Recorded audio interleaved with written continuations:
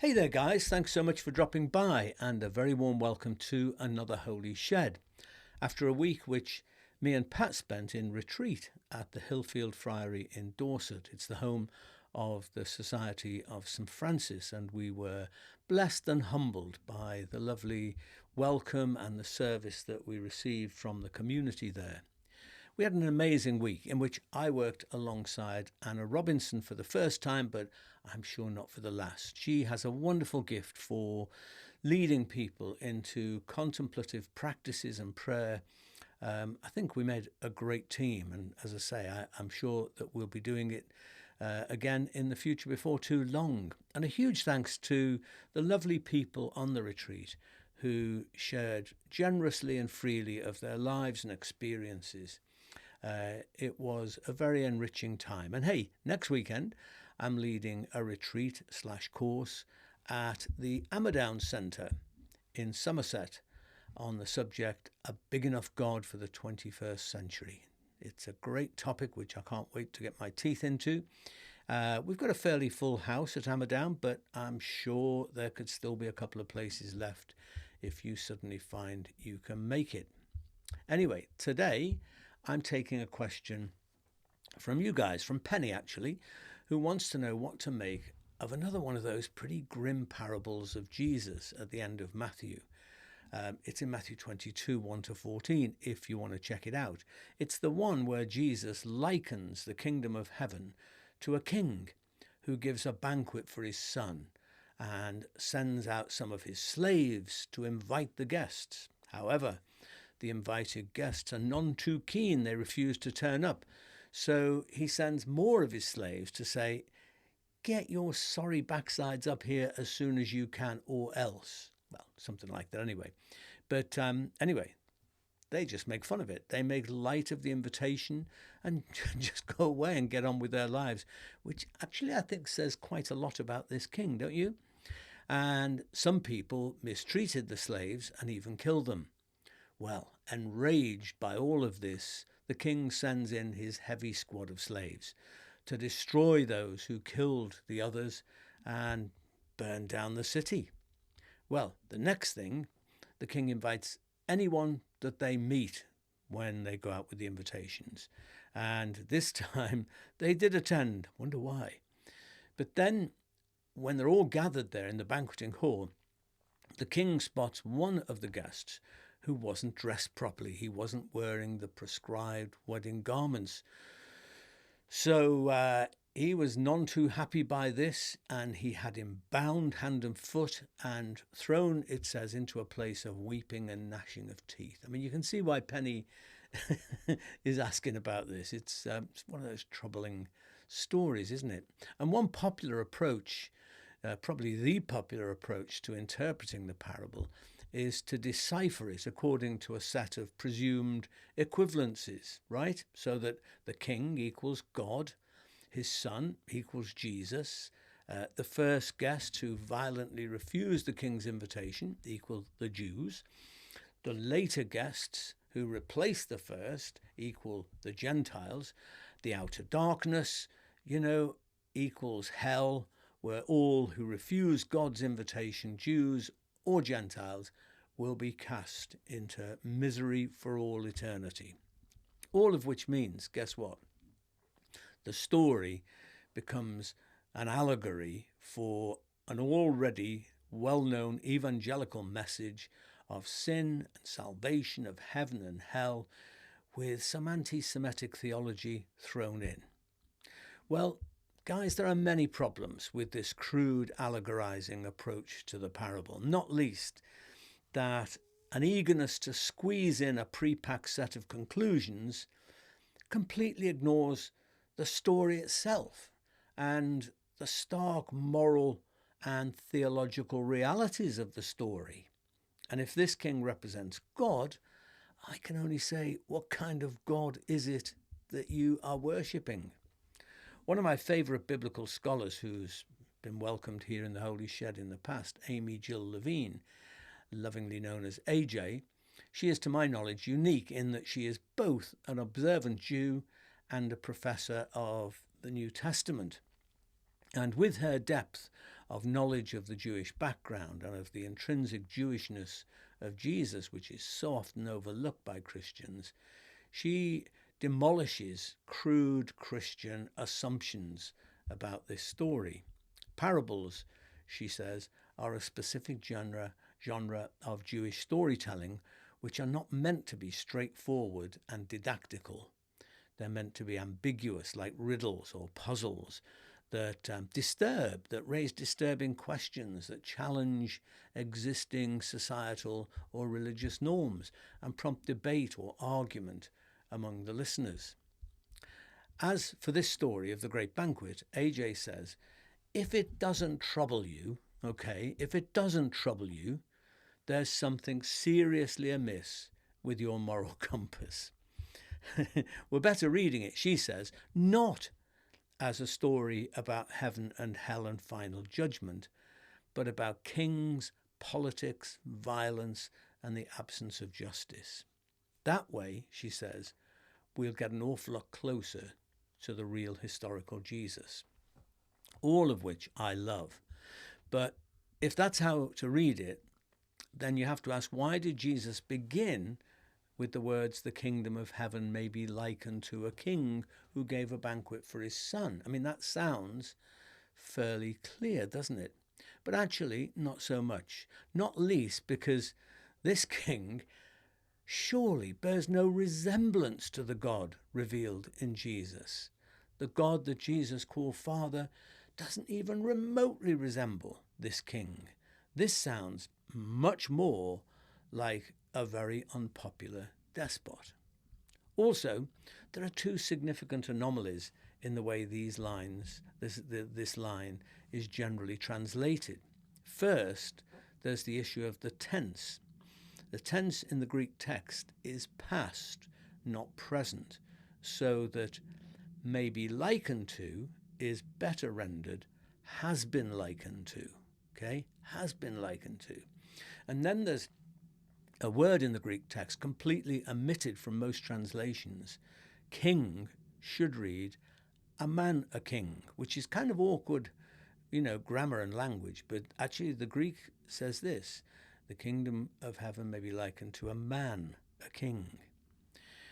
Well, putting all of that together, an alternative rendering could be the kingdom of heaven has been compared to a man, a king. See, put the comma in there. A man, a king. Or, to give it a more of a spin, perhaps, and this is my paraphrasing, perhaps it could be read, people often describe the kingdom of heaven as if God were like that man, King Herod. Now that definitely changes everything, right? And I'd lay money, guys, on the original audience of Jesus hearing it just like that. Because you know what? They knew all about vengeful and violent rulers. Herod was famously capricious, brutal, and absolutely resembling the king in the parable.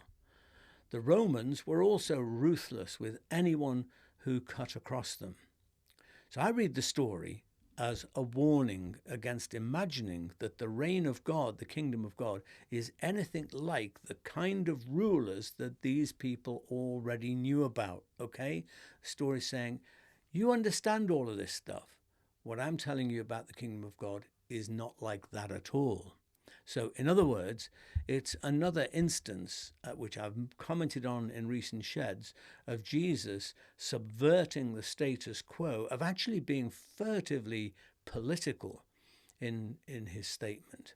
So following this line, if we're looking for a Christ figure in this story, surely it would not be, his passive son, who never even says a word, really, the passive son of a despotic king.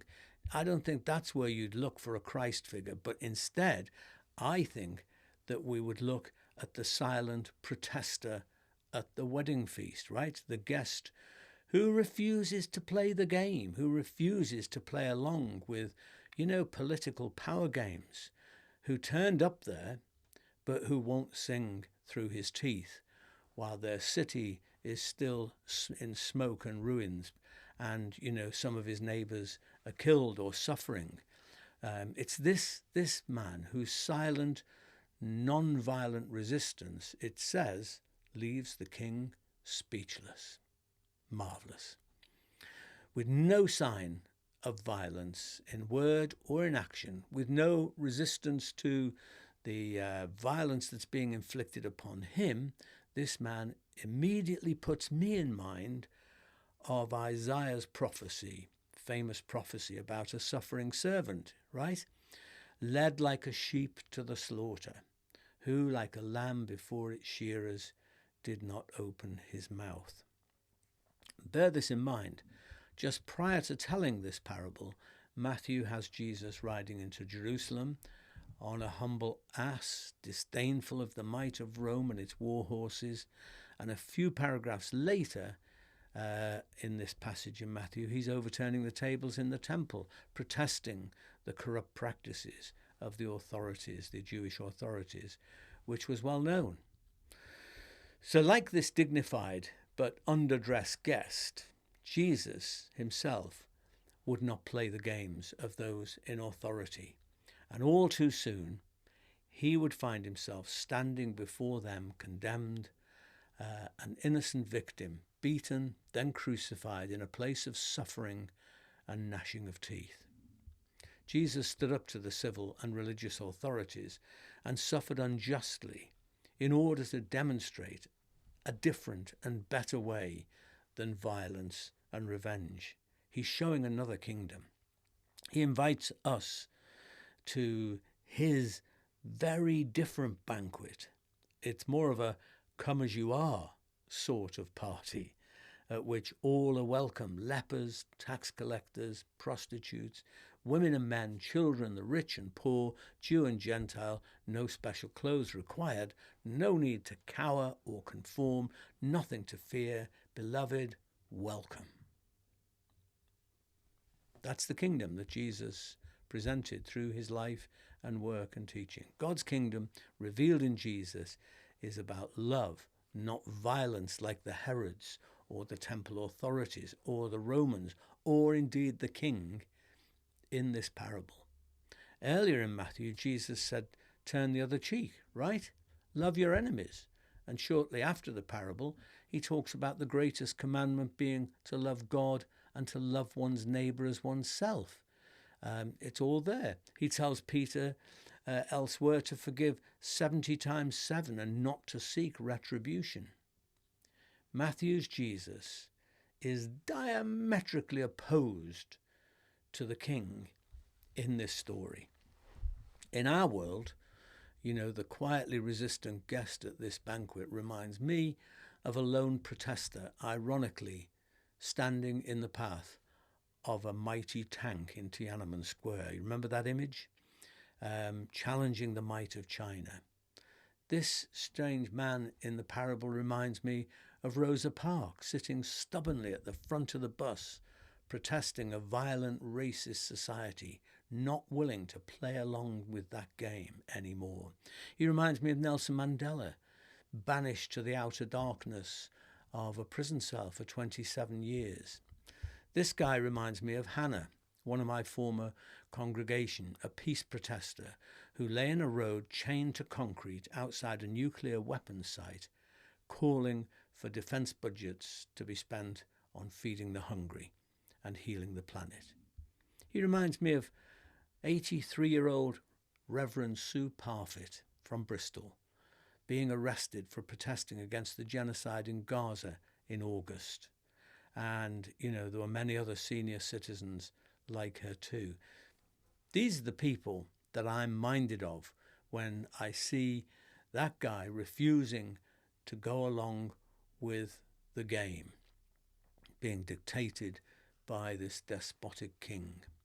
For a long time, I would avoid this parable, to be honest. I've never liked it, along with certain others that never seemed to sit well with me. I would never preach on those texts. I'd let somebody else do it. But I believe the problem isn't really with the texts and the stories themselves that are troubling, but with the meanings and interpretations which have been overlaid upon them, imposed upon them, about a God that, frankly, I can't and won't believe in. Most of all, I can't accept the notion of God who is vengeful or who falls back on violence to enforce his, and it is a man, his will. There's too much violence and vengeance in the world. I believe in a God who, we're told, requires justice, who requires kindness and humility. I follow a man, Jesus, who teaches us to love our neighbour as ourselves, to be reconciled with our enemies and behave toward them in a loving way. Nothing about the life or death of Jesus speaks to me of revenge or violence, or in any shape or form represents or resembles the actions of the King in the parable in Matthew 22. Martin Luther King, he writes this. He says, if we want to turn over a new leaf and really set a new humanity afoot, we must begin to turn humankind away from the long and desolate night of violence. May it not be, he says, that the new humanity the world needs is the non-violent human. This not only will make us new people, but will give us a new kind of power. It will be power infused with love and justice that will change dark yesterdays into bright tomorrows and lift us from the fatigue of despair to the buoyancy of hope. Hallelujah, I say. If there is, an original sin, I completely shun that phrase and what goes with it. But if there is an original or a first sin in the Bible, I don't believe it was eating fruit in the garden. I've written about that, and I could talk about it again if you wanted. But I don't think it was what happened in the garden, but rather what happened in the next chapter, chapter 4 of Genesis, when Cain murdered his brother because he felt overlooked and he felt jealous. And don't go into that story thinking this is a literal thing that happened, that God actually, that's missing the point.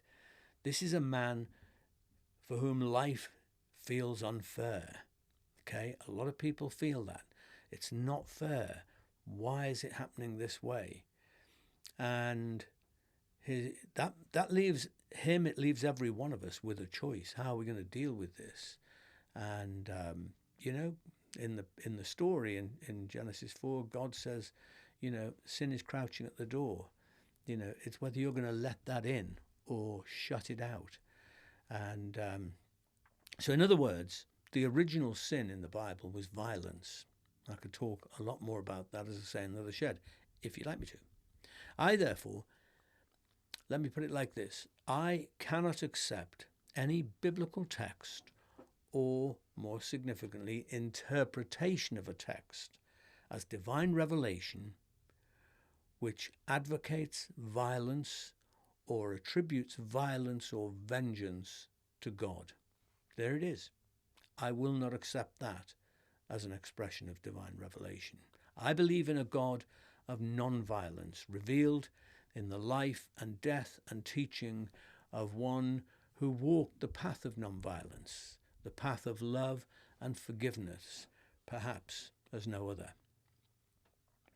U2's magnificent song Pride, remember that? Pride in the Name of Love, was written actually as a celebration of Martin Luther King and everyone like him who seeks the beloved community in the world, a state of things where all are included, where people find dignity and pride in who they are in the name of love, a world where justice reigns. So, it's a song actually of resistance, of defiant hope by the band for a better world. And when I hear that stark, spine-tingling opening line, one man come in the name of love, I don't simply want to join in. I want to sign up. I want to say, me too. I want to get out there and live my life proudly, head held high, in the name of love. Don't you? And that is what I find in the man who refused to play along in the parable, who in his silent, non-violent resistance exposed the insanity of the king's violence in that story, and indeed exposes the insanity of all domination, control, manipulation and violence, whether it's political or religious or whatever. So if you've got a drink handy, as I happen to, I invite you to join me, because here's a toast to a loving, beautiful, non-violent resistance. Instead of death, here's to life, l'chaim.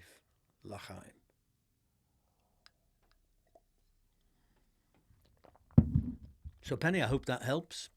That is my take on the story.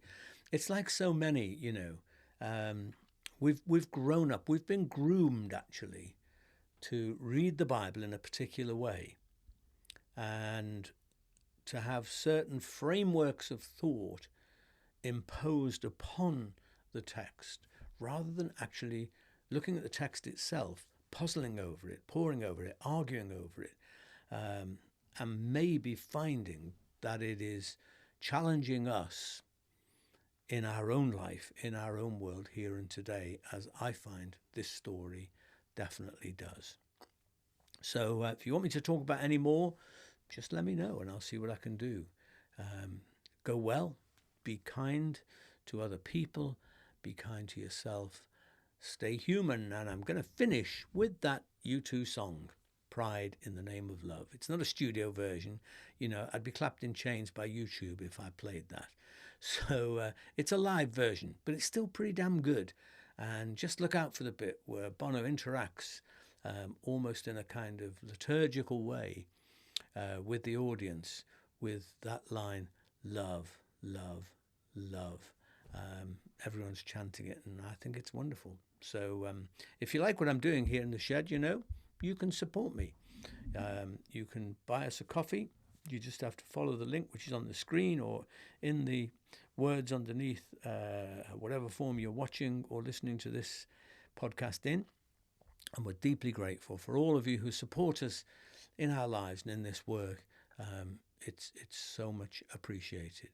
So have a great week. I'll be back next time, and do write in your questions or thoughts and I'll see what I can do about them. Meanwhile, here is U2.